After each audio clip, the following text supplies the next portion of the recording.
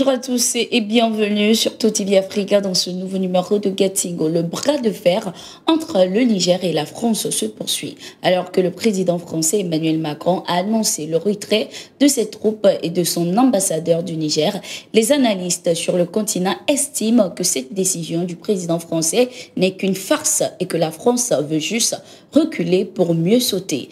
Dans une émission sur le média français LCI avec pour thème France au Niger, une fin piteuse ou courageuse, Vincent Cauzé, expert en géopolitique et ancien membre du service secret français, a confirmé cette hypothèse des analystes en indiquant d'une manière voilée que la France mène des opérations de déstabilisation au Niger. Il a également affirmé ouvertement que la France pourrait profiter du retrait de ses troupes et de son ambassadeur pour continuer à déstabiliser clandestinement le Niger. Écoutons-le. Oui, alors c'était le but de notre intervention en 2013, qui était la dernière grande décision courageuse finalement d'un gouvernement français en Afrique. Je rappelle que on a entendu parler à nouveau du terme de France-Afrique de la part du président de la République hier soir. Il a dit c'est terminé. Je rappelle que quand même depuis 30 ans, nous ne sommes jamais intervenus de manière unilatérale. Nous sommes toujours intervenus à la demande des États africains pour leur venir en soutien et en aide. Donc ça fait 30 ans que la France-Afrique, en fait, c'est terminé. On l'a entendu déjà dans une interview de Catherine Colonna il y a 15 jours. Je crois qu'il faudrait maintenant éviter et bannir ce mot France-Afrique, parce que ça nous remet à chaque fois dans la position de pénitent, dans une forme de culpabilité qui est coupable ou qui est présumé coupable. Il est peut-être temps de changer de posture. Bon, ensuite, c'est vrai que en étant présents, nous pouvions mieux nous protéger des actions des groupes djihadistes. D'un autre côté aussi, peut-être maintenant, notre ambassadeur et notre contingent n'étant plus otages au Niger, en quelque sorte, dans cette position de Fort Alamo, nous aurons peut-être plus de latitude pour monter des opérations de déstabilisation, cette fois-ci plus clandestines. Cette déclaration de Vincent Cauzé confirme également les accusations des pays du Sahel à l'égard de la France. À travers un communiqué, le gouvernement nigérien avait indiqué que la France, en complicité avec 3 pays de l'Afrique de l'Ouest, notamment la Côte d'Ivoire, le Sénégal et le Bénin, planifie une intervention militaire au Niger. Lors de la 78e Assemblée générale de l'Organisation des Nations Unies, 3 pays ont accusé la France de déstabilisation et de soutenir le terrorisme en Afrique. Face à ces accusations multiples, l'Organisation des Nations Unies est restée muette.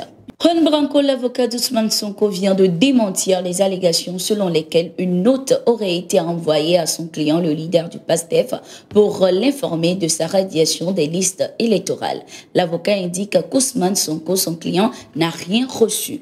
Ousmane Sonko ne s'est vu notifier une quelconque décision de radiation motivée, comme le requièrent les articles ligne 40 et ligne 41 de la loi électorale. Si cette décision existe bien, son absence de notification empêche les délais de recours de couler et permet à M. Sonko de demeurer éligible. Sa radiation ne saurait en conséquence être mise en œuvre sans que soit commise une flagrante illégalité constitutive d'un acte de persécution au sens du statut de Rome, a laissé entendre Juan Branco. Après sa condamnation à 2 ans de prison par contumace pour corruption de la jeunesse, l'opposant Ousmane Sonko ne pourra plus se présenter aux prochaines élections dans son pays. Lors de la 78e Assemblée générale des Nations Unies, plusieurs personnes ont manifesté dans les rues de New York pour exiger la libération de l'opposant.